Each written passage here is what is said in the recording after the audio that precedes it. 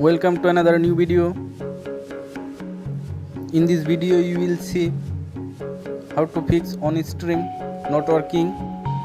Please follow, complete the process.